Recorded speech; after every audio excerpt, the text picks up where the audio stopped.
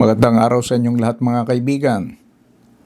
Ang resulta ng survey ng Social Weather Station o SWS ay isang magandang balita sa mga supporters ni President Bongbong Marcos Jr. Bakit magandang balita ito? Lumabas sa survey na nakabawi si PBBM sa kanyang pinakabagong satisfaction rating kung ikumpara ang kanyang satisfaction rating noong March 2026. Noong March 2026, sadsad ang kanyang satisfaction rating dahil ito ay negative 15.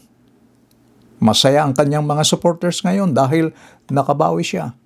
Sa pinakabagong survey na ginanap noong June 20 hanggang June 29, umangat, nakabawi ang presidente hinggil sa kanyang satisfaction rating. Nasa 38% ng mga adult Filipinos ang satisfied o nasisiyahan sa performance ng ating Pangulo, habang 45% naman ang dissatisfied, hindi kontento sa kanyang performance, habang 17% ang undecided.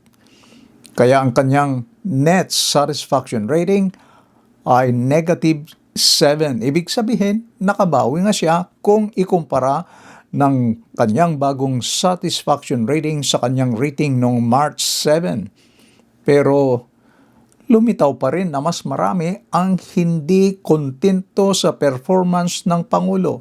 Hindi pa rin positibo ang marka ng kanyang satisfaction rating. Sa madaling salita, hindi pa rin pasado.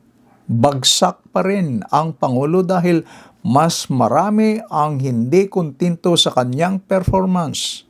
Mas marami pa rin ang hindi nasisiyahan sa kanyang performance.